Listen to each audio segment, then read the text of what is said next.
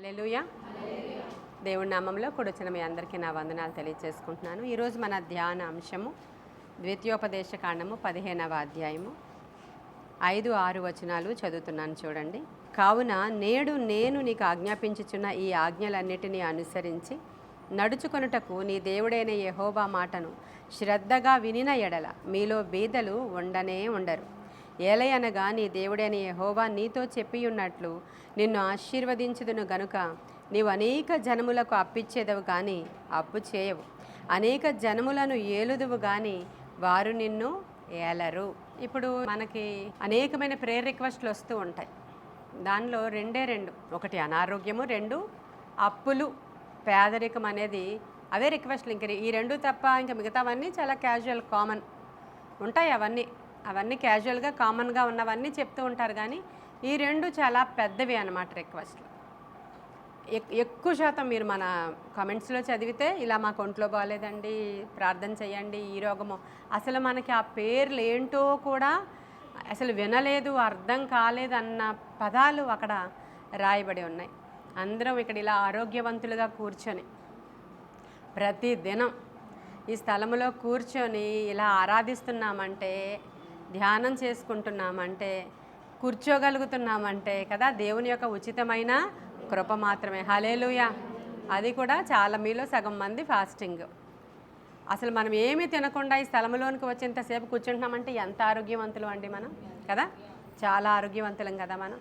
దేవుడు అంత ఆరోగ్యాన్ని మనకి ఇచ్చారు. ఇక్కడ ఏమని రాయబడి ఉందంటే, నేడు నేను నీకు ఆజ్ఞాపించుచున్న ఆజ్ఞలన్నిటినీ అనుసరించి నడుచుకొనుటకు నీ దేవుడైన యెహోవా మాట ఎలా వినాలంట? శ్రద్ధగా. మీరు దేవుని మాట శ్రద్ధగా వింటే అప్పుడు బీదలు మీలో నుంచి ఉండరు. వాళ్ళు కొట్టివేయబడతారు. వాళ్ళు అసలు బీదలు అనేవాళ్లే ఉండరని చెప్పారు. దేవుడు అబద్ధములు మాట్లాడతాడా, నిజములు మాట్లాడతాడా? దేవుడు ఎప్పుడైనా ఒక మాట చెప్పాడంటే అది కరెక్టా, రాంగా? అది కరెక్టే. దాంట్లో ఇంకా అసలు రాంగ్ అనేది లేదు. గుడ్డిగా బైబిల్లో ఏం రాసుందో అలా చేసేసామనుకోండి, అదంతా కూడా ఆశీర్వాదానికి కారణమవుతుంది. గుడ్డిగా, బ్లైండ్గా దేవుడు ఇలా చెప్పాడు, ఇలా చేయమన్నాడు, ఇంకింతే, నేను ఇలాగే ఉంటాను అని మనం భీష్మించుకుని కూర్చున్నాం అనుకోండి, అది కరెక్టే అవుతుంది, రాంగ్ అవ్వదు. ఓహో, బైబిల్లో ఇలా తేనె చాలా మంచిదని రాయబడి ఉంది అంటే తేనె తీసుకోవడం చాలా మంచిది. దానియేలు ఇక్కడ స్ప్రౌట్స్ తీసుకున్నాడు, శాకధాన్యాదులు తీసుకోవడం వల్ల వాళ్ళు ఎంతో గ్లోగా ఉన్నారంట. వాళ్ళ ముఖములు ఇతరుల బాలుర ముఖముల కంటే తేజస్సుగా ఉన్నాయంట. మాంసం అధికంగా తీసుకోకుండా వాళ్ళు ఇలాంటి శాకధాన్యాదులు తినడం వల్ల వాళ్ళ ముఖాలు ఎంతో ప్రకాశమానముగా ఉన్నాయంట అని ఒకడెవడో బైబిల్ చదివి నేను ఇంకా శాకధాన్యాదులే ప్రతి ఉదయాన్న తీసుకుంటానని తిన్నాడంట. అప్పుడు అతని ముఖం నిజంగా గ్లోగా ఉంటుందా లేదా? డాక్టర్ చెప్పు, ఉంటాయా? ప్రతి మార్నింగ్ ఆ మొలకెత్తిన విత్తనాలు తినడం ద్వారా ఏమవుతుందంట? అవసరమైన ప్రోటీన్స్ అన్నీ బాడీలోనికి వెళ్ళిపోతాయంట. ఆ శాకధాన్యాదులు తినడం ద్వారా నీ బాడీలో ఉన్న కొవ్వు అంతా బయటికి పోతుందంట. కొవ్వు బయటికి పోతే, ఫ్యాట్ పోతే ఏమవుతుంది? తేటగా ఉంటాం. అంతేనా? కరెక్టేనా? డాక్టర్ని కూడా అడిగి మీకు చెప్తున్నాను. ఫ్యాట్ బయటికి వెళ్ళిపోతే వాళ్ళు ఎలా ఉంటారు? ప్రకాశమానంగా ఉంటారు. ఇక్కడెంత నలుపు, ఇక్కడెంత నలుపు, ఇక్కడెంత నలుపు ఉండదు వాళ్ళకి. ఎందుకని? అదంతా ఎందుకు వస్తుంది? ఫ్యాట్ పట్టేసి. నల్లగా ఉన్న వాళ్ళు నేనేం అనడం లేదే, ఆ ఫ్యాట్ పట్టేసి ఉన్న నలుపు వేరేగా ఉంటుంది. ప్యాచెస్ కింద వచ్చేసి వాళ్ళు ఒబేసిటీ వచ్చేసి అలా అయిపోతారు వాళ్ళు. దాని గురించి మాట్లాడుతున్నాను నేను. కాబట్టి ఇవన్నీ కూడా బైబిల్లో ఇలా రాసుందా, అయితే దీన్ని నేను ఫాలో అవుతాను అంటే ఏం జరుగుతుందో చెప్తున్నాను అమ్మ నేను నీకు. అంటే బ్లైండ్గా ఇలా రాసుంది దానియేలు విషయంలో, నేను ఇది ఫాలో అవుతా. వాళ్ళకంటే ఏవో అలా రాసున్నాయి, అలా అన్నీ అవ్వవు కదా అని అనుకోవడానికి లేదు బైబిల్లో. నువ్వు అక్కడ ఎలాంటి సూత్రాలు, ఇక్కడ మీరు కానీ నేడు నేను నీకు ఆజ్ఞాపించుచున్న ఆజ్ఞలన్నిటినీ అనుసరించి నడుచుకొనిన ఎడల అసలు మీలో బీదలు ఉండనే ఉండరు అని దేవుడు చెప్పాడు. అంటే బీదలు ఎందుకు తయారవుతున్నారు? పేదరికం ఎందుకు వస్తుంది? డబ్బులు ఎందుకు లేవు? పేదరికం ఎందుకుందో ఇప్పుడు మీరు నాకు చెప్పాలి. ఎందుకుంది? దేవుని మాట వారు వినకపోవడము వలన, శ్రద్ధగా వినకపోవడం వల్ల. దేవుని మాట వింటున్నారు కదా మరి ఇక్కడ అందరికి వచ్చి కూర్చుని మీరు అందరూ వింటున్నారు. దీంట్లో మళ్ళీ బ్రాకెట్లో ఏముంది? శ్రద్ధగా వినకపోవడము వలన. మనము శ్రద్ధగా వినకపోవడం వల్ల అనేక రకాలైన అనర్థాలు మన ఇంట్లోనికి వస్తాయి. 2 అంశాలు కేంద్రీకరిస్తే, ఒకటి పేదరికము, ఒకటి అనారోగ్యము. ఈ రెండే అధికంగా నాకు వస్తున్న రిక్వెస్ట్లు ఇవన్నీ కూడా ఈ రోజుల్లో. అయితే ఇప్పుడు పేదరికం ఎందుకు వస్తుంది అని బైబిల్ సెలవిస్తుందంటే, సోమరివాడి ఇంట్లోకి ఫస్ట్ పేదరికం వస్తుందంట. సోమరితనం తెలుసు కదా అందరికీ. సామెతల గ్రంథం ఒకసారి తెరవండి, 6వ అధ్యాయము 6-9. చీముల యొద్దకు వెళ్ళుము, వాటి నడతను కనిపెట్టి జ్ఞానం తెచ్చుకును. వాటికి న్యాయాధిపతి లేకున్నను, పై విచారణకర్త లేకున్నను, అధిపతి లేకున్నను, అవి వేసవి కాలమందు ఆహారం సిద్ధపరచుకును, కోతకాలమందు ధాన్యం కూర్చుకును. సోమరి ఎందాక నువ్వు పండుకొని ఎందువు, ఎప్పుడు నిద్ర లేచదువు, ఇంకా కొంచెం నిద్రించదనని, కొంచెం కునికెదనని, కొంచెం సేపు చేతులు ముడుచుకొని పరుండెదనని నీవు అనుచుందువు. అందుచేత దోపిడీగాడు వచ్చినట్లు దారిద్ర్యం నీ వద్దకు వచ్చి. చాలండి. ఇప్పుడు దారిద్ర్యము ఎందుకు వస్తుందో చెప్పాడు ఇక్కడ. ఫస్ట్ రీజన్ ఏమై ఉందండి అక్కడ? సోమరితనం. సోమరితనం వచ్చింది. సోమరితనం రావడం ద్వారా ఇప్పుడు ఏమవుతుంది? సోమరితనము ఉండడం ద్వారా పేదరికం ఆ ఇంట్లోనికి వచ్చినట్లుగా ఇక్కడ చాలా క్లియర్గా సొలొమోను రాస్తూ ఉన్నాడు. సోమరి, ఎందాక నీవు నిద్రపోతావు, ఎంతవరకు నువ్వు చేతులు ముడుచుకొని ఇంకా పడుకుంటాను, ఈరోజు సెలవు, నన్ను లేపొద్దు, అలా పడుకుంటున్నావా నువ్వు? లేదు కదా, ఓకే గుడ్. ఇంకా పడుకుంటాను అంటే నాకేం పని లేదు కదా, ఇప్పుడు ఎందుకు లేచి ఏం చేయాలి నేను, ఈరోజు జాబ్ లేదు కదా, ఈరోజు సెలవు కదా అని వాళ్ళ ఇంట్లోకి ఏమొస్తుందంట? అది క్లియర్, ఇంకా రాయబడి ఉంది కాబట్టి క్లియర్ అంతే. నువ్వు 6కు లేచావా, ఓకే, ఒక మాత్రం. వేకునే లేచి ప్రార్థన చేసావా, నువ్వు సూపర్ న్యాచురల్. ఇంకా 6కు లేచావా, ఒక మాదిరి. 7కు లేచావా, రాత్రి ఏదైనా పొరపాటుగా ఒకరోజు కష్టమైపోయి ఎక్కడికో వెళ్ళిపోయి రాత్రి చాలా 12-1 గంట అయిపోయింది అంటే 7కు లేస్తే ఒక అర్థం ఉంది. అలా కాదు, రాత్రి 11కే నిద్రపోతాము, అయినా సరే 7 గంటలకు ఇంకా ఎలాగంట తలుపు ఇలా ఉదక మీద తిరుగుతున్నట్లుగా మంచం మీద తిరుగుతూ ఉంటాడంట అటు ఇటు. లేస్తానులే అని చేతులు ఇంకా ముడుచుకొని పడుకుంటాడంట. ఇంకా బద్ధకస్తుడు, ఇంకా పడుకుంటాడంట. అందుకని అలా ఎలా వస్తుందంటే దోపిడీగాడు వచ్చినట్లు మీ ఇంట్లోనికి వస్తుంది. అంటే పేదరికం నెమ్మదిగా రాదు. దోపిడీగాడు ఎలా వస్తాడు? ఒకేసారి వాడు ఏం చేస్తాడంటే అటాక్ చేస్తాడు. అది ఎలా వస్తుంది అనేది ఎవరికీ తెలియదు. చాలామంది అనుకుంటారు మాకు ఫుల్ బ్యాంక్ బ్యాలెన్స్ ఉంది, చాలా మేము రిలాక్స్గా ఉన్నాం, మాకు ఫిక్స్డ్ డిపాజిట్లు కూడా చాలా ఉన్నాయి, మాకు ఇంత ఉంది, మాకు అంత ఉంది, అక్కడ పొలం ఉంది, అక్కడ ఇల్లు ఉంది, ఇలా అనుకుంటూ ఉంటారు. సడన్గా మొన్న భూకంపం వచ్చింది. సడన్గా భూకంపం వచ్చినప్పుడు ఏ అకౌంట్ ఎవరిది, ఏ బ్యాంక్ ఎక్కడది, ఏ 5 స్టార్ హోటల్ అయితే ఆయన అంటే ఏమంటారు ఆ ఓనర్ అయితే ఉన్నాడో, ఆ 5 స్టార్ ఓనరు ఆ రోజు రాత్రికి ఎర్త్క్వేక్ వచ్చిన తర్వాత ఆ రోజు సాయంకాలానికి గవర్నమెంట్ వాళ్ళు ఇచ్చేటువంటి రొట్టెల దగ్గర లైన్లో నుంచున్నాడంట. మీకు అర్థమవుతుందండి? దోపిడీగాడు వచ్చినట్లు వస్తుంది. నీకోసం ఒక్కరిదానికే బుద్ధి చెప్పడానికన్నా నీ ఏరియాకి తెస్తాడు. అలాంటిది బైబిల్లో ఏమి రాయబడి ఉన్నదో అది సత్యము. దేవుడు ఎప్పుడు కూడా క్రమశిక్షణ తన పిల్లలకి నేర్పాలి అని అనుకుంటాడండి. క్రమశిక్షణతో ఏ కుటుంబాలు అయితే ఉంటాయో ఆ కుటుంబాలు మాత్రం దరిద్రత ఎప్పుడూ చూడవు, అనారోగ్యం ఎప్పుడూ చూడరు, వాళ్ళ ఇంట్లో గొడవలు ఎప్పుడూ అవ్వవు. ఒక క్రమశిక్షణ. దీనికే దేవుడు ఏమని చెప్తాడంటే, నేను ఎర్లీ అవర్స్లో ఇంకా సూర్యోదయం కాక మునిపే నేను ఆ మన్నాను కురిపిస్తాను. సూర్యుడు అక్కడ ఉదయం చేశాడు అని అంటే ఆ మన్నా కరిగిపోతుంది, ఆ రోజుకి మీకు ఆహారము ఉండదు. మీరు ఆ సన్ రైజ్ అయ్యే లోపలనే మీరు ఏమైపోవాలి, ఆ ఓమేరు మన్నాని మీరు కూర్చేసుకోవాలి. సరే రేపు నేను ఎక్కువసేపు పడుకుంటాను కాబట్టి ఈరోజు డబల్ కూర్చుకుంటానంటే అవ్వదు, పురుగులు పట్టేస్తుంది. అది ఏ రోజు మన్నా ఆ రోజే నువ్వు కూర్చుకోవాలి. నీ జీవితంలోనికి కృప రావాలంటే ఏ టైం అని రాయబడి ఉందండి? ఉదయముననే నీ కృపతో నీవు నన్ను, ఉందా లేదా? ఉదయముననే నీ కృపతో నీవు నన్ను. హల్లెలూయా. ఉదయముననే కృపకి లేచిన వారికి ఏం జరుగుతుందంట? కృప వస్తుందంట. టైం టేబుల్, ఒక క్రమశిక్షణ జీవితం. 20 సంవత్సరాల నుంచి చెప్తున్నాను నేను ఈ క్రమశిక్షణ జీవితం. ఎంతమంది నేర్చుకోగలుగుతున్నారో నాకు తెలియదు, మీకు తెలియదు. మీరు పెరిగిన సరౌండింగ్స్ అలాంటివి, మీ ఇళ్ళు అలాంటివి, మీ తల్లిదండ్రులు మీకు నేర్పలేదు, మీ తల్లిదండ్రులు మీకు ఏమీ ఇవి టీచ్ చేయలేదు కాబట్టి మీకు ఇష్టం వచ్చినట్లు ఇప్పటి వరకు ఉన్నారు. ఇప్పుడు దేవుని సన్నిధిలోనికి వచ్చాము, మిమ్మల్ని దేవుడు ఆశీర్వదించాలనుకుంటున్నాడు, మిమ్మల్ని దేవుడు ఆస్తికర్తలుగా చేయాలనుకుంటున్నాడు, మిమ్మల్ని అనేకులకు మాదిరికరంగా ఉంచాలనుకుంటున్నాడు. అమ్మో వాళ్ళందరూ మిడతల దండు వంటి సమూహం వస్తున్నారు, వాళ్ళు వచ్చారంటే అక్కడ అసలు వాళ్ళకి అపజయం లేదు, మాకు చాలా భయం వేస్తుందని చెప్పి బిలాముని పిలిపించుకున్నాడు బాలాకు అనేటువంటి రాజు. ఎందుకని? వాళ్ళు వచ్చారంటే ఇంక ఇదంతా శుభ్రంగా సర్వనాశనమే, మాకు తుడిచిపెట్టుకుని పోతారంతే. వాళ్ళు అలా జయముతో వెళుతున్నారు. ఎందుకంటే వాళ్ళు నిబంధనా జనులు.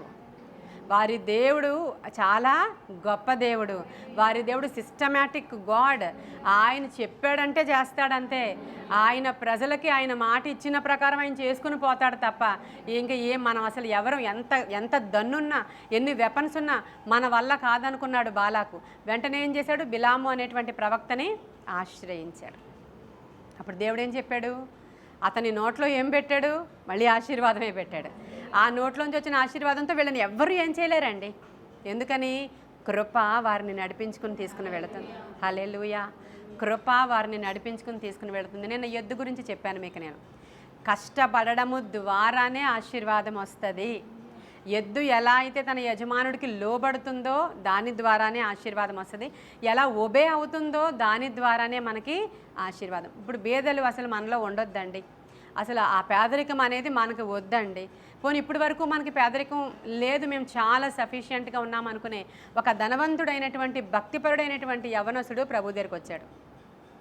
చాలా సఫిషియెంట్ మనీ ఉంది అతని దగ్గర, చాలా ధనవంతుడు అతను. కానీ ఇలా స్పిరిచువల్గా దేవుడు అంటే చాలా ఇష్టం. అతడు యేసయ్య దగ్గరికి వచ్చి, అయ్యా నేను నిత్యరాజ్యంలో స్థానం సంపాదించుకోవాలనుకుంటున్నాను, ఏం చేయాలి అంటే 10 కమాండ్మెంట్స్ ఫాలో అవ్వు బాబు, నీ తల్లిదండ్రులను జాగ్రత్తగా చూసుకో, దేవుడికి ఇవ్వాల్సింది అన్నీ కూడా జాగ్రత్తగా దశమ భాగములు చెల్లిస్తున్నావంటే చెల్లిస్తున్నాను, కృతజ్ఞతార్పణలు చెల్లిస్తున్నానయ్యా, దాంట్లో అసలు తిరగలేదు, అన్నీ ఇస్తున్నాను, అన్ని ఆజ్ఞలు ఫాలో అవుతున్నావా? అన్నీ ఫాలో అవుతున్నాను. సరే అయితే ఆయన వైపు ఒకసారి తిరిగి చూశాడు. సరే నీకున్న ధనం కూడా నీవు బేదలకు ఇచ్చేసి నన్ను ఫాలో అయిపోయిన ఆయన, అప్పుడే నిత్య జీవానికి నువ్వు వారసుడు అవుతావంటే ఇంత దగ్గరగా వచ్చాడు పరలోక రాజ్యానికి. ఆయన ఇంత సమీపంగా వచ్చి జస్ట్ మిస్ అయ్యాడు ఆ రోజు. అతడు అధిక ధనవంతుడు అవడం వల్ల, అతడి హృదయం అంతా ధనము మీదే ఉండిపోవడం వల్ల అతడు ఆ రోజు వ్యసన పడుతూ అక్కడి నుంచి వెళ్ళిపోయాడంట. అంటే ధనవంతులు అంటే దేవుడికి ఇష్టం ఉండదా అంటే ఇష్టం ఉంది. అతడి హృదయం అంతా దేన్ని బట్టి గర్వం ఉందో, దేన్ని బట్టి నాకు ఏ చింత లేదు అనుకునేటువంటి నిర్లక్ష్యం ఉందో, అతని హృదయంలో ఉన్న దాన్ని బట్టి ఎలాగ అతను ఉన్నాడో దాన్ని చూశాడు దేవుడు. ఎందుకంటే దేవుడు హృదయాలను చూసేవాడు. దేనివల్ల నిశ్చింతగా అతను ఉన్నాడో చూశాడు, హృదయాలను చూశాడు. అది ఇచ్చేసిరా, అప్పుడు నీకు తెలుస్తుంది నిత్యరాజ్యం యొక్క విలువ అన్నాడు. నేను చేయలేనయ్యా అన్నాడు. సారీ అన్నాడు యేసయ్య. అతను చిన్న త్రుటిలో తప్పిపోయాడు అది. కాబట్టి మీ కొరకు భూమి మీద మీరు ధనము కూర్చుకొనకడి అని రాయబడి ఉంది. మీ కొరకు. మరి ఎవరి కొరకు? తింటున్నామా? ఆయన నామ మహిమార్థమై. పడుకుంటున్నామా? ఆయన నామ మహిమార్థమై. సంపాదిస్తున్నామా? ఆయన నామ మహిమార్థమై. రాయబడి ఉన్న మాటలే నేను చెప్తున్నాను, నా సొంత మాటలు కాదు. మనం తింటున్నామంటే బలం తెచ్చుకొని దేవుని యొక్క పని చేయడానికి, మనము మంచి ఆరోగ్యంతో ఉన్నామంటే అనేకులకు మాదిరికరంగా మా దేవుడు యెహోవా రాఫా అని చెప్పడానికి, అనేకులకు సువార్త ప్రకటించడానికి, ఆయన ఆలయమైన ఈ దేహాన్ని మంచిగా ఆరోగ్యవంతముగా ఉంచుకోవడానికి మనము మంచి ఆహారాన్ని తీసుకుంటున్నాము, మంచి సౌఖ్యాన్ని పొందుకుంటున్నాము, ఆత్మలో వర్ధిల్లుతున్నాము. కాబట్టి ఇక్కడ ఏం అర్థం అవ్వాలంటే పేదరికము ఎందుకు వస్తుంది అనే సబ్జెక్ట్ నేను మాట్లాడుతూ, పేదరికము ఎందుకు వస్తుందంట, ఇలా క్రమశిక్షణ లేని జీవితము ద్వారా ఒకటి పేదరికము వస్తుందంట. క్రమశిక్షణ లేకపోతే పేదరికము వస్తుందంట. మనము సోమరితనముతో ఉంటే పేదరికము వస్తుంది. కాబట్టి ఏం చేయాలంట, చీమ దగ్గరికి వెళ్ళండి. మీరు ఎక్కడికి వెళ్ళమంటున్నాడు? మీకు జ్ఞానం కావాలంటే చీమ దగ్గరికి వెళ్ళాలి. చీమలు వేసవికాలం అసలు తన యొక్క పొట్టలో పడుకోవంట. వేసవికాలమే ఆహారం కూర్చుకోవడానికి ఆ పొట్టలో నుంచి బయటకు వస్తాయంట మౌనిక. లోపల ఇంక ఉండవంట. ఎందుకని? సమ్మర్ వచ్చేసిందా అని VBS క్లాసులకి వెళ్ళిపోతాయంట. తెలుసా మీకు VBS క్లాసులు? చిన్న పిల్లల్ని ఎండలో VBS క్లాసులకి 100 మందిని పంపించేస్తుంటే పెద్దవాళ్ళకి ఎండ వచ్చిందంట, సమ్మర్ వచ్చిందంట. ఇప్పుడు ఈ చీమలని ఎక్కడికి వెళ్ళాయి? VBS క్లాస్కి వెళ్ళాయి. అంటే తెలుసా, vocational Bible study, Bible classes. అంటే సమ్మర్లో చిన్నపిల్లలందరినీ క్యాంప్స్కి పంపిస్తామన్నమాట. అక్కడ చిన్నపిల్లలందరికీ, ఎందుకంటే సెలవులు సమ్మర్లో ఇస్తారు కాబట్టి వాళ్ళని అక్కడ తర్ఫీదుని ఇస్తారు పిల్లలందరికీ. ఏమా? అయితే ఇప్పుడు మనల్ని ఏం చేయమన్నాడు? ఇప్పుడు చీమలను చూసి నేర్చుకోమన్నారు కాబట్టి చీమల దగ్గరికి వచ్చాను నేను. ఇప్పుడు చీమలను చూసి ఏమి నేర్చుకోమన్నాడు ఆయన? జ్ఞానము. జ్ఞానం నేర్చుకోండి మీరు. చీమలు చాలా నేర్పుతాయి మీకు. వేసవి కాలంలోనే అవి ఆహారాన్ని కూర్చుకుంటాయి, అసలు పుట్టలో ఉండవు. మీకు చీమల పుట్ట లోపల ఎలా ఉంటుందో తెలుసా మీకు? అసలు ఎప్పుడైనా? నేను కూడా వెళ్ళలేదనుకోండి. ఆ లోపల చల్లగా ఉంటుందంట. మరి అంతే కదా, మట్టి కదా, అది తడి మట్టి ఇలా పేర్చుకున్నట్లుగా చేసుకుంటుంది లోపల. చాలా కూల్గా ఉంటుందంట. ఏసీని విడిచి బయటకు వస్తాయి ఇప్పుడు అవి. ఆ చల్లనైనటువంటి వాతావరణాన్ని విడిచిపెట్టి సమ్మర్ వచ్చేసిందా అని త్వరగా పైకి వస్తాయి. సమ్మర్లో ఎప్పుడు పుట్టలో ఉండవంట. దేని కొరకు? ఆహారము సిద్ధపరచుకోవడం కోసం. హల్లెలూయా. ఆహారాన్ని సిద్ధపరచుకుంటాయంటే ఎంత చక్కగా రాశాడంటే, కోతకాలం మందు అవి ఏం చేస్తాయంటే ధాన్యాన్ని కూర్చుకుంటాయంట. అవి ఎవరు చెప్పారు? ఇప్పుడు ఏమైనా బెల్ కొట్టారా? వాళ్ళ పాస్టమ్మ గారు మీటింగ్ ఏమైనా ప్రకటించారా? లేకపోతే వాళ్ళ పాస్టమ్మ గారు ఏమైనా ఏసీలు వేస్తాను రండి అని చెప్పారా? లేకపోతే ఏం చెప్పారు? ఏం చెప్పలేదు. వాళ్లకు పై విచారణకర్త లేడు అని రాయబడి ఉంది. అందుకే పాస్టమ్మ గారు అంటున్నాను నేను. చీమలకి ఎవరు లేరంట? పై విచారణకర్త లేడు. అంటే అథారిటీ ఏమి పైన ఏ అథారిటీస్ లేరు, పైన నాయకులు లేరు ఎవరు, పైన ఒక సుపీరియర్ ఎవ్వరు కూడా లేరు వాళ్ళకి. వాటికి అవే వాటి యొక్క టైం టేబుల్ వాటికి తెలుసు కాబట్టి కొట్టుకోకుండా తిట్టుకోకుండా లైన్గా బయటకు వచ్చినాయి అంట అవి. ఇప్పుడు లైన్గా ఆహారాన్ని వేసవి కాలంలో సమకూర్చుకున్నాయంట. లైన్గా తర్వాత పుట్టలోనికి పట్టుకుని వెళ్ళిపోతుంది. ఎక్కడ లైన్ తప్పదండి, ఎక్కడ దాని యొక్క క్రమము తప్పవు. పై విచారణకర్త లేకున్నా ఎంత సిస్టమేటిక్గా ఉన్నాయో మీరు కూడా అలాగా నేర్చుకోండి అని. హల్లెలూయా. అంటే మనకైతే నాయకులు ఉండి పైన అస్తమాను లీడ్ చేయాలా, అస్తమాను గైడ్ చేయాలా. మీకు అస్తమాను చెప్తూ ఉన్నా సరే పడిపోతూనే ఉంటారు మీరు. అవునా? ఈ రోజు నుంచి మీరు అందరూ చీమలు. నిన్నెవరు? అంత పెద్దదాన్ని చూపించి ఇంత చిన్నదాన్ని చూపించా ఈరోజు. నిన్న అంత పెద్దగా ఉన్నాం, ఈరోజు మళ్ళీ ఇంత చిన్నగా ఉన్నామా? నేను ఇప్పుడు కూర్చుకోనండి, ఆ వర్షం వస్తే రానియండి, గొడిగేసుకుని వెళ్తాను అంటే వర్షం చినుకు ఒక్క చినుకు పడితే చాలా చచ్చిపోద్ది అది. చీమ ప్రాణం ఎంత? ఒక్క చినుకు పడితే చచ్చిపోతుంది చీమ. నేను వర్షాకాలం నాకు వద్దు, నేను వేసవి కాలంలోనే కూర్చుకుంటాను అనుకుంటుందంట. కాబట్టి దాన్ని చూసి మీరు జ్ఞానము నేర్చుకోవాలి అని రాయబడి ఉంది. దోపిడీగాడు మన ఇంటికి రాకుండా ఉండాలి అని అంటే మనము సోమరితనమును విడిచిపెట్టి బయటికి వచ్చేయాలి. సోమరివాని చేను నేను దాటి వెళుతూ ఉంటే అక్కడ ఏమైందంటే సోమరివాని చేనులో ముళ్ళ తుప్పలు గచ్చ పొదలు బలిసి ఉన్నాయంట వాడి పొలములో. ఇంకా చూస్తే సోమరివాడు చేనుకి చుట్టూను ప్రహరీ లేదంట. ఇంకా చూస్తే సోమరివాడు చేనంతా ఎవరు పడితే వాళ్ళు లోపలికి రావచ్చు, ఎవరు పడితే వాళ్ళు బయటికి పోవచ్చు అంట. వాడు రోజు కంచి కట్టుకోవట్లేదంట. వాడు ఇంకేముంటుందండి ఆ పొలంలో, ఆ గాదిలో ఏముంటుందండి? ఆహారం ఎక్కడ ఉంటుంది పేదరికం రాక? ఇది వాళ్ళ ఇంట్లోనికి వచ్చేసాక ఏం చేయగలం? అందరూ మాకు డబ్బులు లేవు, అందరూ పేదరికం, ఇల్లు లేదు, చాలా కష్టంగా ఉంది, చాలా పేదరికం అంటూ ఉన్నారు. కారణం ఏంటంటే ఒక క్రమశిక్షణ వారి జీవితంలో లేకపోవడం ద్వారా. ఇది మనం ఒప్పుకున్నా ఒప్పుకోకపోయినా అక్షర సత్యం ఇది.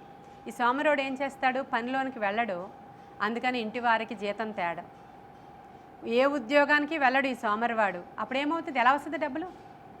ఉద్యోగానికి వెళ్ళడు, ఒక రోజు పని చేస్తే 6 రోజులు పడుకుంటాడంట సోమరోడు. అమ్మ నా ఒళ్ళు నొప్పులు చేసి నేను నా పనికి వెళ్ళనమ్మా అంటాడంట. మళ్ళీ వాళ్ళ అమ్మ ఎక్కడో చూసి మళ్ళీ ఇంకో ఉద్యోగంలో పెడతాడంట. అక్కడ ఇంకా ఎక్కువగా పని చెప్పేస్తున్నారు, నేను వెళ్ళనమ్మా అంటాడంట. ఒకరోజు వెళ్ళి 10 రోజులు పడుకుంటాడంట సోమరివాడు. అప్పుడు ఏమవుతుంది? దరిద్రత రాక. అందుకని అసలు సోమరితనము మన జీవితంలోనికి రాకూడదు. ఎప్పుడు దేవుడు కష్టజీవులు అంటే దేవుడికి చాలా ఇష్టము. బిల్ గేట్స్ అనే పేరు విన్నారా? ఆయన పేదవాడా? అంటే అసలు ఎంత ధనవంతుడంట. ఎందుకు అంత ధనవంతుడు అయ్యాడంట? రోజుకి 24 గంటలు టైం ఉంటే 18 గంటలు అతను కష్టపడతాడంట.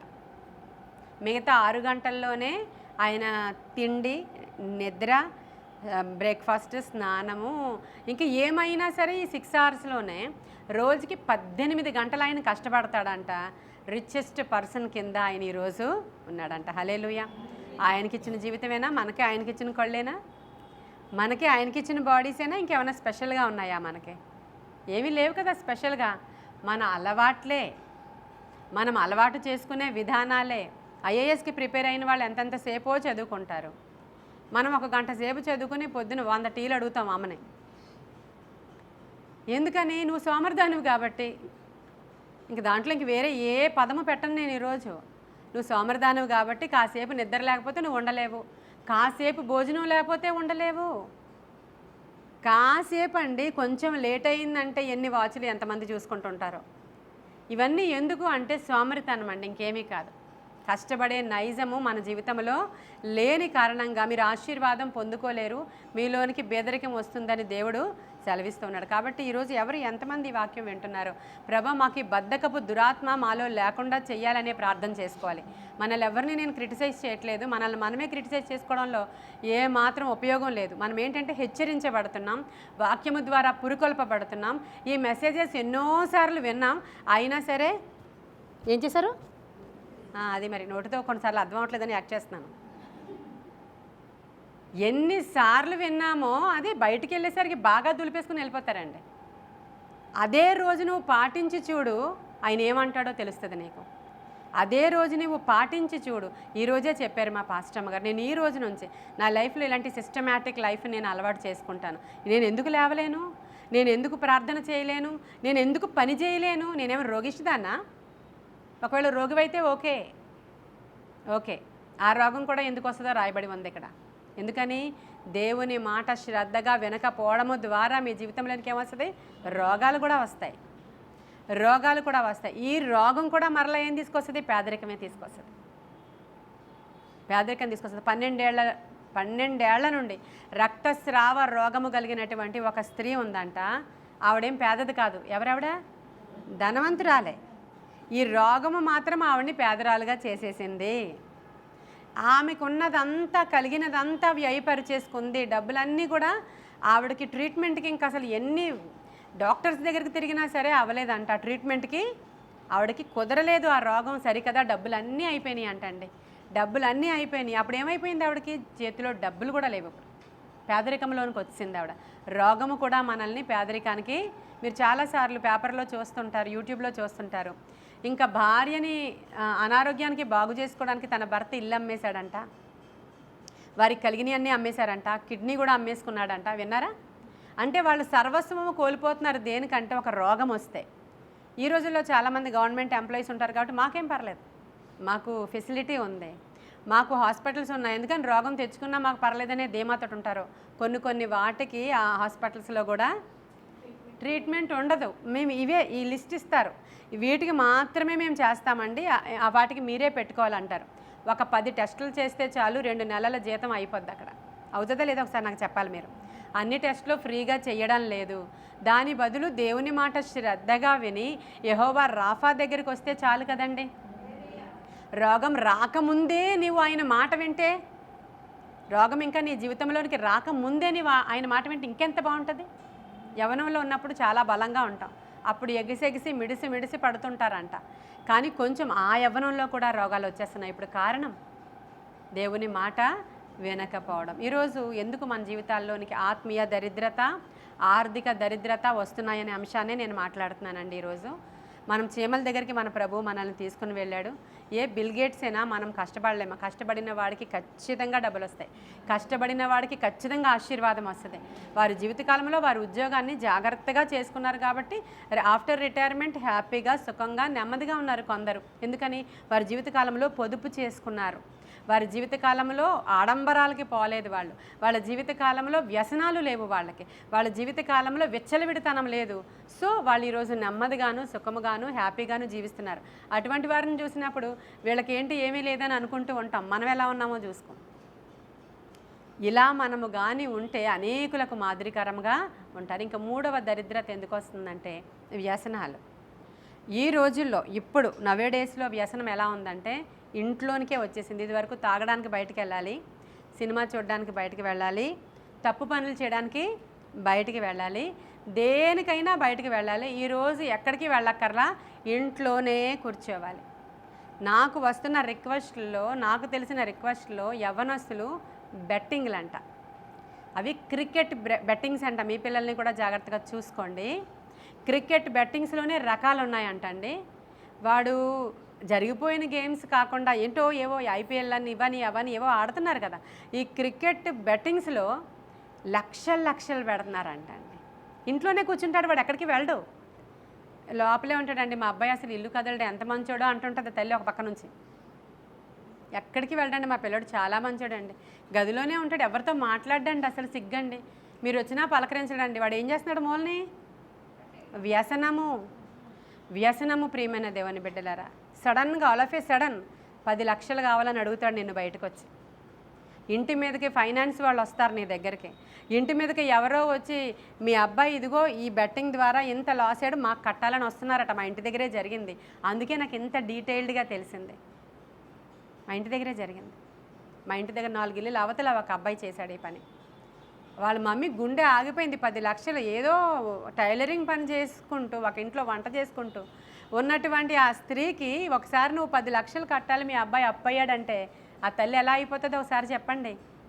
ఏం చేసింది? మొత్తం ఎక్కడ దొరుకుతుందో దొరకగలిగినంత అప్పులు తీసుకొచ్చి వడ్డీలకు తీసుకొచ్చి, వడ్డీలు ఎలా ఉంటాయో తెలుసు కదా అందరికీ. వడ్డీ మీద వడ్డీ కడుతుంటే అసలుకి మించిపోయి ఏమైపోయింది? అది 50 లక్షలు అయిపోయి కూర్చుందండి. తన జీవితకాలంలో తన వల్ల కాదు. ఇప్పుడు పేదరికం మా ఇంట్లో. యవనస్తులైన పిల్లలు ఉన్నారు, వాడు పనికి వెళ్ళాడు, ఈ రోజుకి వెళ్ళడంట పనికి. ఏమన్నా అంటే ఇంట్లోంచి వెళ్ళిపోతాడేమో అని భయం వేస్తుందండి, తిట్టలేకపోతున్నాం. ఏమన్నా అంటే ఏమన్నా చేసేసుకుంటాడేమో. చూడండి శాతానుడు, శోధకుడు ఎంత భయంకరంగా తల్లిదండ్రులను థ్రెట్ చేస్తున్నాడో. చిన్నతనం నుంచే వాడి యోగక్షేమాలు, వాడి బాగోగులు, వాడు ఏం చేస్తున్నాడో టైం టేబుల్ నువ్వు చూసుకుంటే ఇది వచ్చి ఉండేది కాదు కదా నీకు. మంచోడు నా కొడుకు మంచోడు. మన తల్లిదండ్రులందరికీ మన పిల్లలు మంచిగానే కనబడతారండి, కానీ క్రమశిక్షణ చాలా ఇంపార్టెంట్. మొక్కై వంగనది మ్రానై వంగదు. ఇప్పుడు ఏం చేయలేం, కేవలం ప్రార్థనే. చాలామంది తల్లిదండ్రులు చిన్నోళ్ళు కదండి, అప్పుడే ఏం చెప్తాం. చిన్నపిల్లలు కదా సినిమాలు చూస్తారు, చిన్నపిల్లలు కదా అప్పుడేం చెప్తాం. నేను ప్రార్థన చేస్తాను పాస్టమ్మ గారు, నేను మాత్రం ప్రార్థన చాలా చేస్తాను పాస్టమ్మ గారు. వాడికి రోడ్డు మీద నడిచి వెళ్తుంటే సడన్గా యాక్సిడెంట్ అయ్యి కింద పడిపోయాడు, ఎవడో బండి గుద్దేశాడు. వెంటనే మోకరించి ప్రార్థన చేస్తున్నాను పాస్టమ్మ గారు, ప్రార్థన చేస్తున్నాను అంటారా, వాడిని తీసుకెళ్తారా? మరి ప్రార్థన చేయొచ్చు కదమ్మా. నేను ప్రార్థన చేస్తున్నాను పాస్టమ్మ గారు. మారిపోతాడండి, చిన్న పిల్లోడు కదా. అప్పుడే చెప్తే నువ్వు పట్టుకొని తీసుకొని రావాలి, మందిరానికి నడిపించాలమ్మా, దేవుని సన్నిధికి నడిపించాలి. పడుకోండి. ఇప్పుడంతా సాఫ్ట్వేర్ జాబులు కదా, అయినా సరే రావాలి మందిరానికి రాకపోతే ఎలా వస్తుందో తెలియదు. ఎంత డబ్బులైనా ఒక్క దెబ్బలో అవి పారిపోతాయి. మరి ఇక్కడ వాడు ఏదో పడిపోయాడు, యాక్సిడెంట్ అయింది, లేకపోతే ఇంకోటి ఏదో జరిగింది వాడికి. అప్పుడు వెంటనే నువ్వేం చేయాలో ఆ యాక్షన్ తీసుకుంటావు, కానీ ప్రార్థన చేస్తాను అంటారా? కీర్తి అంటారా? నేను ప్రార్థన చేస్తాను, ఏం పర్లేదురా, నువ్వు అలాగే ఉండు, నేను ప్రార్థన చేస్తాను ప్రభా. ఎక్కడ అవుతుంది అది? ఇలాగే ఉందన్నమాట. ఇప్పుడు పరిస్థితులు ఎలా ఉన్నాయంటే ఏం చెప్పినా మారతారండి. పిల్లలు కదా, ఉపవాసం ఉండలేరు. పిల్లలు కదా, అవునా, ఉపవాసం ఉండలేరండి పిల్లలు. మరి ఎప్పుడు ఉంటారు? మధ్య వయస్కులు వచ్చిన తర్వాత. ఇప్పుడు ఉపవాసం ఉండలేరండి, పెళ్లి టైం కదా, తర్వాత డెలివరీ టైం కదా, తర్వాత చిన్నపిల్లల తల్లి కదండి మా అమ్మాయి. ఆకలి ఎక్కువ వేసేస్తుందండి, అలవాటు లేదు. చిన్నప్పటి నుంచే నీవు అలవాటు చేయాలా. ఫాస్టింగ్ ఉండగలము. 2 hours, 3 hours, 4 hours, 5 hours పెడితే టిఫిన్ తినకు, ఈరోజు నువ్వు నేను కలిపి ఉపవాసం ఉందాం అని తల్లి కుమార్తెకి నేర్పించి 1 గంట వరకు ఉందామే అని చెప్పి అలా నేర్పిస్తే స్టార్ట్ అవుతుంది అనమాట ఫాస్టింగ్. అంతేగాని కొంచెం ఫాస్టింగ్ అని ప్రకటించగానే 4 జ్యూసులు 5 రకాల ఫ్రూట్స్ పెట్టి తిను బాబు ఇంకే వాడికి ఫాస్టింగ్ అలవాటు అవుతుంది నీకు? ఈ తల్లులు ఉన్నారు, ఎందుకంటే వాళ్ళు ఉండలేరు, అందుకని కొడుకు పెట్టేస్తుంటారు. అది కాదండి ఫాస్టింగ్ అంటే. నువ్వు ఉండగలిగితే నిష్టగా 4 hours అన్నా చాలు, గదిలోనికి వెళ్ళిపోయి తలుపులు వేసుకొని ఆ 4 hours విరిగి నలిగిన హృదయంతో నువ్వు ఏ అంశము కొరకైతే, ఎవరు మార్పు కొరకైతే నువ్వు ఆలోచిస్తున్నావో, నీ భర్త కొరక, నీ బిడ్డ కొరక, పెళ్లి కొరక, లేదంటే నీ తమ్ముడు మారడం కొరక, నువ్వు వెళ్ళిపో గదిలోనికి. 4 hours వెళ్ళిపో. నీకు అవ్వకపోతే కడుపు మార్చుకుని అయినా ఆ ఏ పనిలో ఉన్నావో అక్కడ నీవు దేవునితో మాట్లాడుతూ ఫాస్టింగ్ చేయొచ్చు ఖచ్చితంగా. విరిగి నలిగిన మనస్సు అది ఎలా ఉంటుందంట? ఒక భక్తుడు ఇలా పోలుస్తున్నాడు, చెరుకు ముక్కతో పోలుస్తున్నాడు. ఒక చెరుకు ముక్కను ఇలా విరిపారండి, క్రష్ చేయడానికి ఆ యొక్క మెషిన్లో పెట్టారు. మెషిన్లో పెట్టిన తర్వాత అది ఏమైపోయింది? విరిగిపోయింది, నలిగిపోయింది. మరలా నువ్వు చెరుకు ముక్కగా దాన్ని చేయగలవా? మనకైతే విరిగి నలిగిన మనసు రాదే. మరి దానిలో నుంచే తీయనైనది బయటకు వస్తుంది, దానిలో నుంచే మధురమైనది బయటకు వస్తుంది. అప్పుడు దానిలో నుంచి ఒక జవాబు వస్తుంది నీకు, అంతే తప్ప ఇంకా మనకి ఒక సమస్య ఉంది అంటే దానికి సొల్యూషన్ బైబిల్ ఏం చెప్తుందంటే ఇంకేం లేదు. ఏమైనా చెప్పిందా? బైబిల్లో ఒక సమస్యకి పరిష్కారం ఏం చెప్పింది? మిమ్ములను మీరు తగ్గించుకొని గోనె బట్ట కట్టుకొని ఉపవాసం ఉండి నా దగ్గరికి వస్తే, బూడిద పూసుకొని నా దగ్గరికి మీరు వస్తే, అప్పుడు నేను సంవత్సరాల తరబడి తినివేసినటువంటి మీ పంట అంతటిని నేనేం చేస్తా? తిరిగి ఇస్తా. హల్లెలూయా. మీ పంటను నాశనము చేస్తున్న గొంగళి పురుగులతో మాట్లాడతా, చీడ పురుగులతో మాట్లాడతా, మిడతలతో నేను మాట్లాడతాను, పసర పురుగులతో నేను మాట్లాడతాను. హల్లెలూయా. పురుగులు ఏవైతే మన ఇంటిని తొలిచేస్తున్నాయో, ఇక్కడ రెండే దరిద్రతలు నేను చెప్తున్నాను ఈరోజు. ఆత్మీయ దరిద్రత, ఆర్థిక. ఈ రెండు అంశాలకి జవాబులు దీంట్లో వెతుక్కోమంటున్నానండి ఈరోజు నేను చెప్పిన వాటిల్లో. ఈ రెండిటికి కూడా ఒకటే సొల్యూషన్. ఈ రెండు ఒకటి లేకపోతే వ్యర్థం. నువ్వెంత ధనవంతుడు అయినా నువ్వు ఆత్మీయ దరిద్రుడు అయితే వేస్ట్.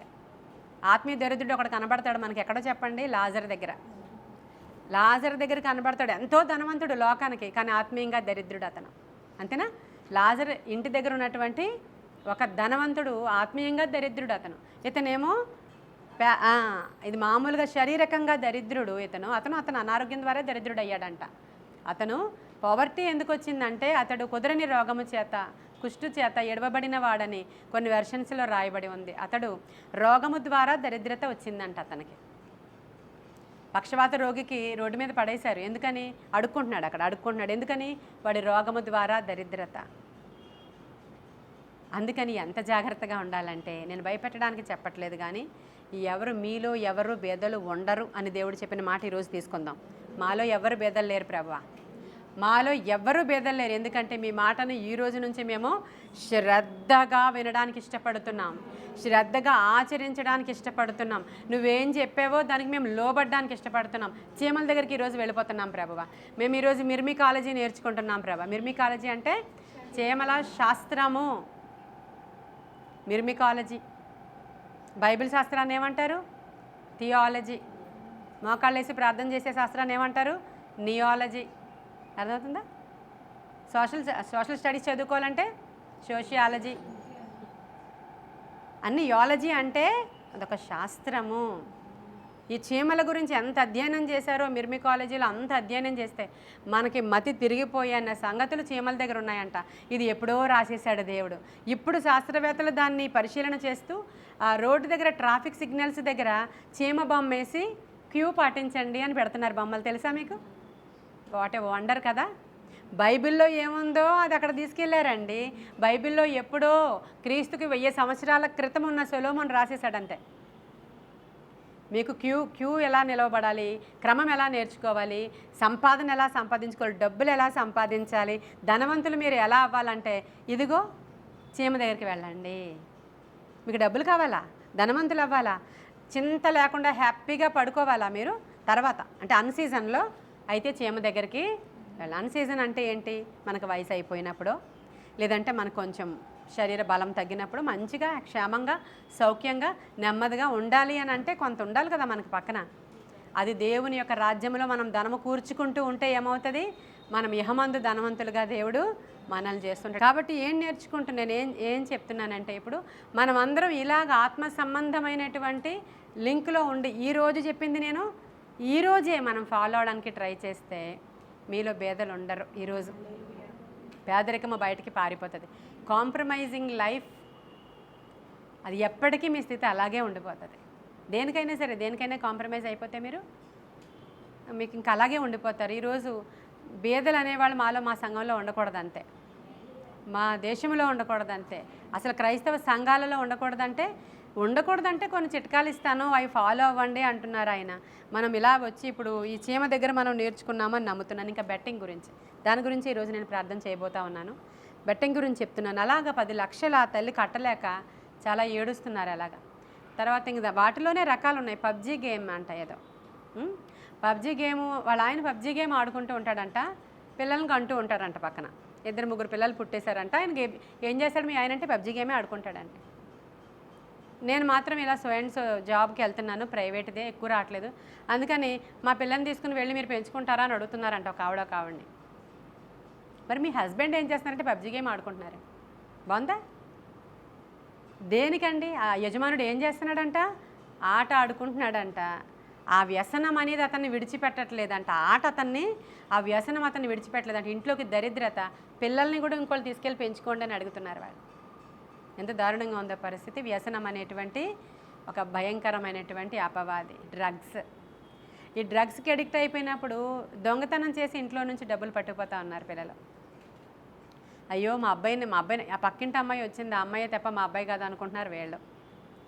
ఇంట్లో డబ్బులన్నీ పట్టిపోతారు ఈ పిల్లలు, ఎందుకంటే ఆ గేమ్ అలాంటిది. ఈ వ్యసనాలు పేదరికంలోనికి అనేక కుటుంబాలు నడిపించేసాయి. ఆల్రెడీ వెళ్ళిపోయారంట వాళ్ళందరూ. ఒకప్పుడు పేదలు కాదు వాళ్ళు. పేదరికంలోనికి అప్పులు కట్టుకోలేక ఎంతదైనా కూర్చొని తింటే కొండలైనా కరిగిపోతాయి అంటారు. ఐడియా ఉంది కదా మీకు.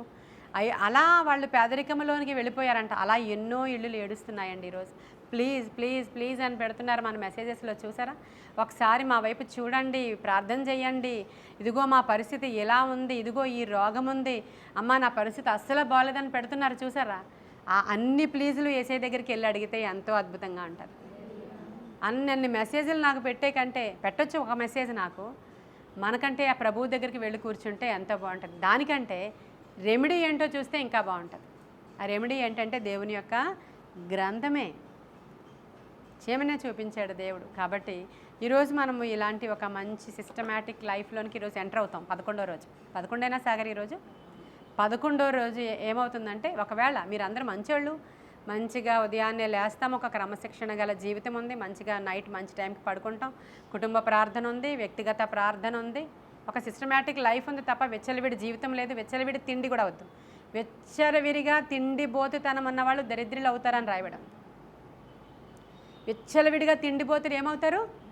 దరిద్రులు అయిపోతారు. అంటే పేదరికానికి చాలా రీజన్స్ ఉన్నాయి. నిద్రమత్తు చింపిగుడ్డలకు కారణం. అధికంగా నిద్రపోవడం. ఎవరైనా రాత్రి నిద్రపోతారండి, పొద్దున్న లేస్తారు. మధ్యాహ్నం అయితే హాఫ్ అన్ అవర్, లేదంటే మహా 40 నిమిషాలు 1 అవర్ పడుకోండి పోనీ. ఇంకా లేదే 1 గంటకి పడుకున్నదే 5 అయినా లేవదు. అక్కడే దరిద్రత వస్తుందంట అని నేను చెప్పట్లేదు. ఎవరు చెప్పారు? బైబిల్ చెప్తుందండి. బైబిల్ చెప్తుంది. ఆ నిద్ర మత్తు చింపిగుడ్డలకి కూర్చున్న దగ్గర నుంచి ఆవలింతలు తీస్తూ ఉంటారు. ఆదివారం ఆరాధనలో కొంతమంది రాత్రి నిద్రపోరో అర్థం కాదు, లేకపోతే ఆ దరిద్రుడు నెత్తి మీదే ఉన్నాడో అర్థం కాదు. ఇంత యాక్టివ్గా ఉన్నప్పుడు మనకి నిద్ర ఎలాగా వచ్చేస్తూ ఉంటుందో ఒకసారి చెప్పండి. ఇవన్నీ కూడా సరి చేసుకుంటే మనము ఈ చింపిగుడ్డలకి కారణం అయ్యేటువంటి ఈ యొక్క నిద్రమత్తు కూడా మాకు వద్దు ప్రభా. దేవుడికి ఏం అడిగితే అది చేస్తారండి మీకు. ప్రభా నాకు అధికంగా నిద్రమత్తు వచ్చేస్తుంది, ఇది వద్దు నా జీవితంలోని, దానికోసం కొంచెం ప్రయత్నం చేయండి. 11వ రోజు ఈ నిద్రమత్తు, ఈ దరిద్రత, లేకపోతే ఇదిగో ఈ సిస్టమాటిక్ లైఫ్ లేకపోవడం, ఇవన్నిటికీ ఈరోజు ఏమవుతారు? సమాధి చేసేస్తున్నాం ఈరోజు అవి మనం. హల్లెలూయా. నేను ఈరోజు ఆ డ్రగ్ అడిక్ట్స్కి, ఈ యొక్క గేమ్స్కి అడిక్ట్ అయిపోయిన వాళ్ళకి, వ్యసనాలు, త్రాగుబోతుతనం. ఇప్పుడు చాలామంది వచ్చి చెప్తున్నారు, మా ఆయన తాగడం వల్ల ఏమైపోయిందంట, ఇంట్లో ఏమీ లేదు పాస్టర్ అమ్మగారు, లేకపోతే ఒకప్పుడు ఎంతో చక్కగా ఉండేవాళ్ళం, మా తమ్ముడు తాగి ఇంట్లో అన్నీ పట్టుకెళ్ళిపోయి ఇలా అయిపోయాం పాస్టర్ అమ్మగారు అని ఒక ఆవిడ వచ్చి చెప్పింది. ఎలా? అది ఎంత భయంకరమైన విషయం. తాగుతూ ఉంటే అక్కడ ఏం మిగలదు, అక్కడ వాళ్ళు విచక్షణ కోల్పోతారు. దీన్ని బైండ్ చేస్తూ మనం ఇప్పుడు ప్రార్థన చేయబోతూ ఉన్నాం. మన సంఘంలో ఇలాంటి దయ్యాలు ఎన్నున్నాయో అవన్నీ ఈరోజు పారిపోవాలంతే. ఎందుకంటే వాటికి శక్తి లేదు, ఇప్పటికే వణికిపోతున్నాయి అవి. ఈ సబ్జెక్ట్ తీసుకొచ్చింది ఏంట్రా బాబు ఈరోజు అని. ఇంకేమీ దొరకలేదు ఆ పాస్టమ్మ గారికి వాక్యం. ఇదే తీసుకుని ఇక్కడ బయలుదేరి వచ్చారు, మధ్యలోనే ఆపేద్దును కదా అని అనుకుంటూ ఉన్నది ఈరోజు. అది ఎన్ని అనుకున్నా మనమే నెగ్గుతాం. కాబట్టి ప్రార్థన చేద్దాం. దేవానికి వందనాలు, స్తోత్రాలు, స్తుతులు ప్రభువా. దేవా, ఈరోజు మా యొక్క సంఘంలో పేదరికం అనే అపవాది యేసు నామములో కాల్చివేయబడనుగా, యేసు నామములో కాల్చివేయబడనుగా. దేవా, అది ఎంత మాత్రమో మా యొక్క బిడ్డల యొక్క గృహాలలో ఉండడానికి వీల్లేదు. రకరకాల దరిద్రతల ద్వారా, రకరకాల వ్యసనాల ద్వారా, రకరకాల గేమ్స్ ద్వారా, రకరకాల త్రాగుడు ద్వారా, రకరకాల తిరుగుడు ద్వారా, రకరకాల రోగాల ద్వారా, ఏ అనారోగ్యం అయితే ఏ గృహాలలోనికైతే వచ్చిందో యేసు నామంలో దానిని ఇప్పుడే బయటికి పొమ్మని కాదు. దేవా, దయచేసి సహాయము చేయండి అయ్యా, సహాయము చేయండి నాయన. ఈ రోజు నుంచి మేము ఒక క్రమశిక్షణ గల జీవితంలోనికి, అయ్యా మేము అడుగు పెడుతున్నాం ప్రభువా. దేవా మార్నింగ్ మన్నా మాకు కావాలి ప్రభువా, ఉదయకాలపు కృప మాకు కావాలి ప్రభా, ఒక సిస్టమేటిక్ లైఫ్ మాకు కావాలయ్యా దేవా. మా దేవుడు చెప్పిన ఆజ్ఞలను అనుసరించి మేము నడుచుకోవాలనుకుంటున్నాం ప్రభా. మాలో నిద్రబోతుతనము యేసు నామములో బయటికి పారిపోవునుగా, తిండిబోతుతనము యేసు నామములో బయటికి పారిపోవునుగా నాయన, వ్యసనాలు యేసు నామములో బయటికి పారిపోవునుగా. కృప చూపించండి యేసు నాయన, కనికరం చూపించండి యేసు నాయన దేవా. ఒక వ్యక్తి 18 గంటలు రోజుకి పని చేయగలిగితే మేమెందుకు అయ్యా 3 గంటలు కూడా కూర్చోలేము ఇక్కడ దేవా. సహాయం చేయండి. చీమలు ఎలా అయితే వేసవిలో తన ఆహారాన్ని కూర్చుకుంటాయో నాయన, మాకు సమయం ఉన్న కొలది దేవుని మందిరంలోనికి వచ్చి మేము ఆహారం సమకూర్చుకుంటున్నాం ప్రభువా. మా బ్రతుకు దినములన్నీ క్షేమముగాను నెమ్మదిగాను ఉండడానికి దేవా మేము ఆహారం సమకూర్చుకుంటున్నాం ప్రభువా. దేవాని పరిశుద్ధ నాయన ఆత్మశక్తితో మేము నింపబడుతున్నాం ప్రభా. మేము ఆత్మలో వర్ధిలిన కొలది అన్ని విషయాలలో వర్ధిల్లుతూ ఉన్నాం ప్రభా. దేవా సహాయం చేయమని అడుగుచున్నాను అయ్యా. బద్ధకపు దురాత్మ యేసు నామంలో సంఘాన్ని విడిచి బయటికి పారిపోవును కాక. మాలో బద్ధకపు దురాత్మ ఉండొద్దు ప్రభువా నాయన. మాలో నాయన దరిద్రత తీసుకొచ్చేటువంటి ఏ వ్యసనము వద్దు ప్రభా. ఇప్పటికే చాలా గృహాలలో ఈ వ్యసనాలతో యవ్వనస్తులైన బిడ్డలు ఉన్నారు నాయన. వాళ్ళు ఇప్పటికే బద్ధకస్తులు అయిపోయారయ్యా. వారు ఇప్పటికే దరిద్రులు అయిపోయారయ్యా. వారు ఇప్పటికే మునిగిపోయి ఉన్నారయ్యా. వారు ఇప్పటికే నా తండ్రి ప్రభ చాలా భయంకరమైనటువంటి అయా నా తండ్రి ప్రభ ఎడిక్షన్స్లో కూరుకొని పోయారు. డ్రగ్ ఎడిక్ట్స్లో ఉన్నారు, త్రాగుబోతు ఎడిక్షన్స్లో ఉన్నారు, తిరుగుబోతుతనముతో ఉన్నారు. దేవా యేసు నామంలో అటువంటి బిడ్డలందరి కొరకు నేను ప్రార్థిస్తున్నాను. ఎస్పెషల్లీ సంఘములో ఉన్నటువంటి వారి కుటుంబాలలో ఉన్న చుట్టాలు, బంధువులు అయ్యా ఎవరైతే ఏ రిక్వెస్ట్లు ఇచ్చారో వారందరి కొరకు నేను ప్రార్థిస్తున్నాను. వారందరినీ పట్టి పెడుతున్న దురాత్మ యేసు నామంలో నీవు అక్కడే కాల్చివేయబడదు కాక. మరి ఎక్కడికి వెళ్ళడానికి వీల్లేదు. వారిని విడిచి ఎక్కడికి వెళ్ళడానికి వీల్లేదు. వారిని విడిచి ఇంకొక బిడ్డ దగ్గరికి వెళ్ళడానికి వీల్లేదు. అక్కడికక్కడే కాల్చివేయబడను గాక, అక్కడికక్కడే కాల్చివేయబడను గాక. దుష్టుడి యొక్క పన్నాగాలు ఆర్పుటకు మేము శక్తిమంతులం ప్రభువా. యేసు నామములో అవి కాల్చివేయబడను గాక. మాకు కొన్ని పేర్లు తెలుసు ప్రభువా, కానీ మేము ఉచ్చరించలేము. నీ పాదాల దగ్గర పెడుతున్నాము. ఆ పబ్జీ గేమ్స్కి, ఆ రమ్మీ గేమ్స్కి, ఆ క్రికెట్ నాయన నా తండ్రి బెట్టింగ్స్కి అడిక్ట్ అయిపోయి నాయన ఈరోజు నెత్తి మీద అప్పు ఊబితో ఎంతో నాయన వేదనతో ఉన్న గృహాలలో ఉన్న బిడ్డల కొరకు ప్రార్థిస్తున్నాను. యేసు నామములో ఆ గృహాలు విడిపించబడను గాక, ఆ గృహాలు విడిపించబడను గాక, విడిపించబడను గాక. అనారోగ్య లక్షణాలతో పేదరికంలోనికి వెళ్ళిపోయిన గృహాలని నేను జ్ఞాపకం చేసుకుంటున్నానయ్యా. నజరేయుడైన యేసు నామములో నీవు పొందిన దెబ్బల చేత, గాయముల చేత సంపూర్ణ స్వస్థత, విడుదల ఆ గృహాలలోనికి పంపిస్తున్నానయ్యా. ఆ గృహాలలోనికి పంపిస్తున్నాను. నీవు నాకు ఇచ్చిన అధికారముతో అక్కడ ఉన్నటువంటి రోగాన్ని నేను గద్దిస్తున్నాను ప్రభు. యేసు నామములో రోగము బయటికి పారిపోవును కాక, రోగము బయటికి పారిపోవును, రోగము బయటికి పారిపోవును. ఆత్మకార్యాలు జరిగించండి అయ్యా, ఆత్మకార్యాలు జరిగించండి. తిరుగుబోతుతనము, బద్ధకం అనేటువంటి వ్యసనము దేవా నాయన, తిరుగుబోతుతనం ప్రభువా నాయన, వారి శరీరాలను పాడు చేసుకుంటున్నారు తిరుగుబోతులు ప్రభువా. వ్యసనాలకు బానిసలు అయిపోతున్నారయ్యా. అటువంటి వారిని విడిపించండి అయ్యా. యేసు నామములో స్వస్థత శీఘ్రముగా కలుగునుగా, విడుదల శీఘ్రముగా కలుగును, విజయము శీఘ్రముగా కలుగునుగా. దేవా ఈరోజు నాయన మేము నేర్చుకున్నటువంటి ఈ వర్తమానములో ఉన్నటువంటి మాటలు ఎందరైతే వింటున్నారో, ఈ మాటలు ఏ గృహములో వినబడుతున్నాయో అప్పుడే ఆ దుష్టుడు అక్కడ లయమైపోవునుగా. వాడికి అధికారము లేదు ప్రభువా.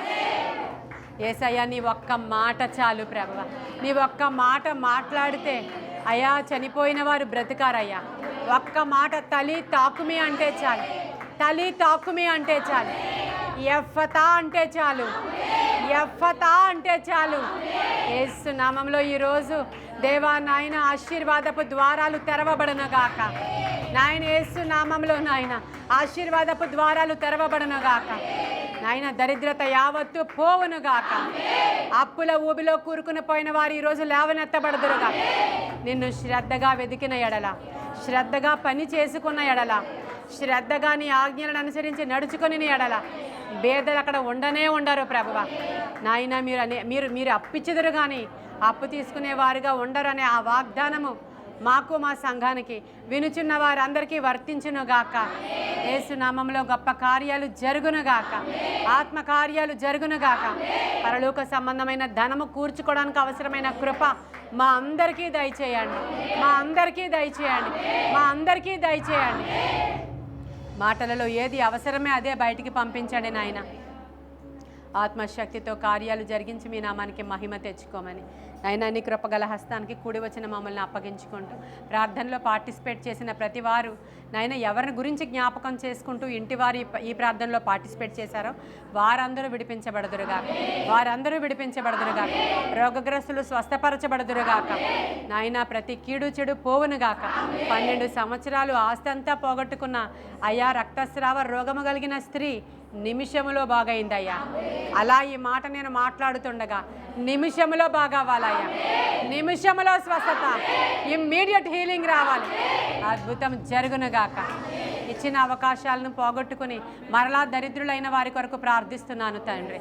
ప్రభువా నాయన, ఇదిగో పశ్చాత్తాపపడి విరిగి నలిగిన మనస్సుతో నీ పాదాలు చెంతకు వచ్చినప్పుడు నీవు వారిని స్వస్థపరచగలవని, సంవత్సరాల తరబడి తినివేసిన పంటను మరలా తిరిగి సమకూర్చగలవని మేము నమ్మి విశ్వసిస్తూ ఉన్నాము.